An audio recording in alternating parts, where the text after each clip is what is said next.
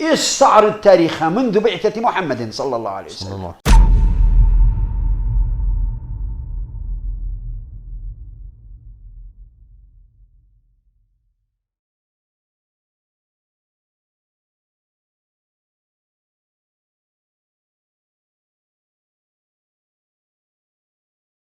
بسم الله الرحمن الرحیم.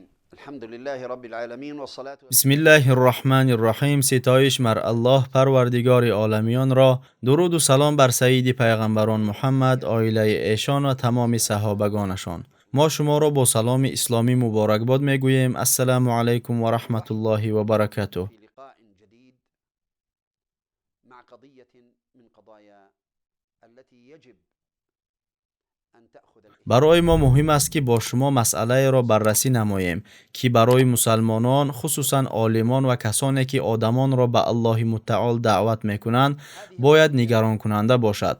دشمنان الله خیلی تلاش کردند تا این مسئله از مد نظر مسلمانان دور شود.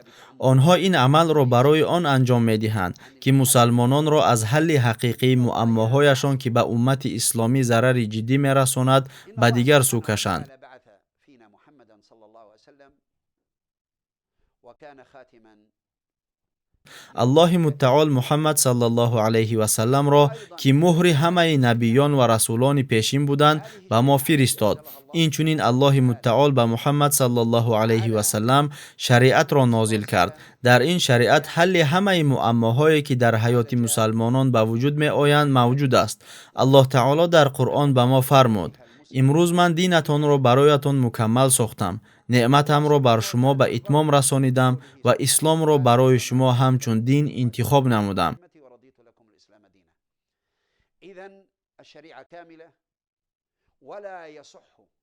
به مسلمان جایز نیست که تا فهمیدن حکم شرعی کاری که از کتاب الله و سنت رسولش صلی الله علیه و سلم استنباط شده است به این کار دست زند یا به آن بها دهد، زیرا الله تعالی این دین را کامل و بی نقصان گردانیده است. امروزها ناموس مسلمانان پایمال و خونشان در تمام دنیا ریخته می شود. مقدسات اسلام مسلمانان را به یاری فریاد می زنند. پس علاج این وضعیت چیست؟ کجاست حکمی که الله حل موفق این مشکلات قرار داده است؟ با نگاه به واقعیتی که در آن زندگی داریم می‌بینیم که از ترس مقامات و یا به دلیل دیگر بسیاری از آدمان، واعظان و دانشمندان به حکم شرعی بی‌اعتنایی می‌کنند و یا از آن کنار رفتن می‌خواهند.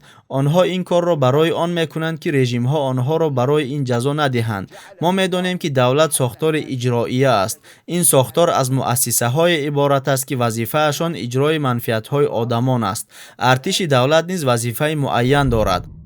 عداء من الدنيا كلها. إذن ما هو الحل؟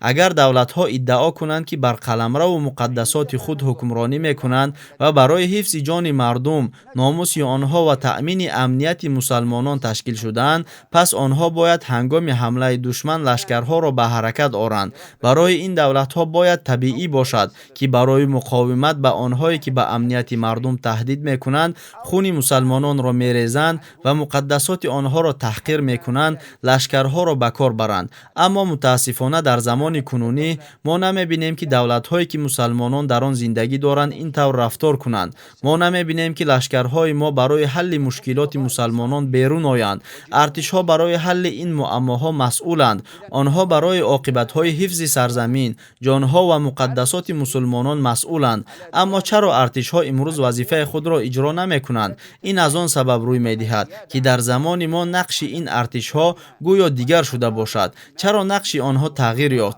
و نقش این ارتش‌ها را کی دیگرگون کرد؟ به نکته‌هایی که ما به طور مختصر می‌آوریم توجه کنید. در میان آن دولت‌هایی که در آن مسلمانان زندگی می‌کنند، کشورهایی هستند که متحدان قدرت‌های غربی می‌باشند. این دولت‌ها فرانسه، انگلیس و امریکا را مملکت‌های دوست می‌شمارند و با آنها علاقه‌های معین دارند. آنها اینچنین باوری دارند که سازمان با نام اسرائیل دولتی میباشد که با آن سازشنامه‌ها دارند، خواه سازشنامه کمپ دیوید باشد، خواه سازشنامه وادی العرب و غیره.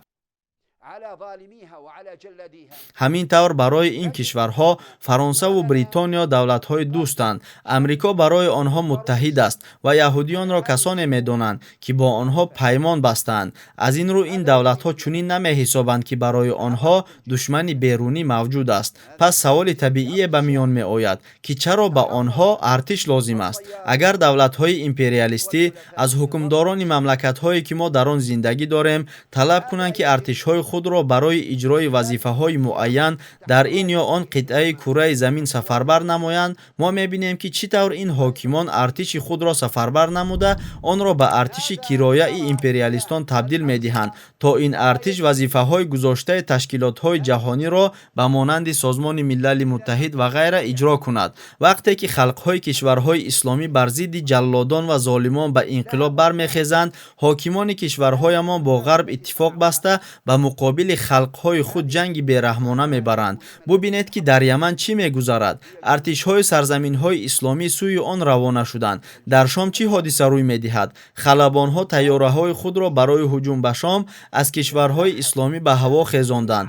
Агар назар кунед, ки дар бисёр кишварҳо дар зери парчами Созмони Милали Муттаҳид ва нерӯҳои байналмилалӣ чӣ рӯй дода истодааст, бисёр чизҳоро мебинед. Оё ин лашкарҳо бо дидани ҳаводисе, ки дар Ақсо рух медиҳад, ба по мехезанд? Не, мо намебинем, ки онҳо ба по хезанд. Бинобар ин мо бо камоли итминон гуфта метавонем, ки ин артишҳо дар замони мо нақши муайян доранд. Ба ин артишҳо чӣ нақш гузошта шудааст?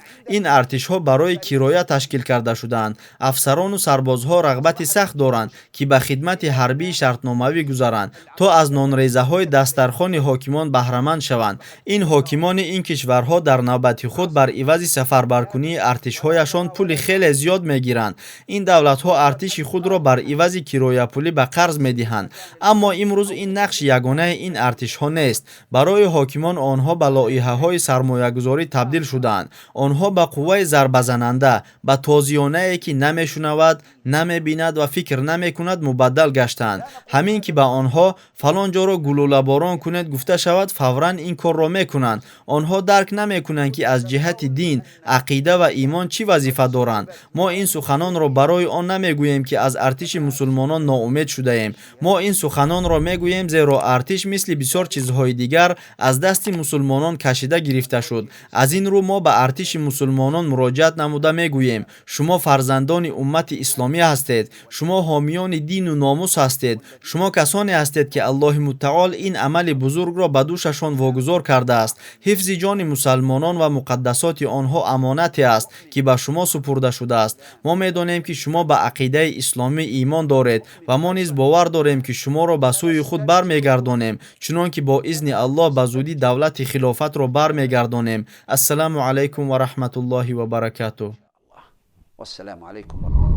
тамошобинони гиромӣ, агар хоҳед, ки наворҳои мо зуд ва бардавом бароянд, пас зер кардани тугмачаи лайкро фаромӯш накунед. Албатта дар шабакаи мо обуна шавед ва видеоҳои моро ба дигарон бирасонед, зеро расонанда мисли амалкунанда соҳиби мукофот мегардад.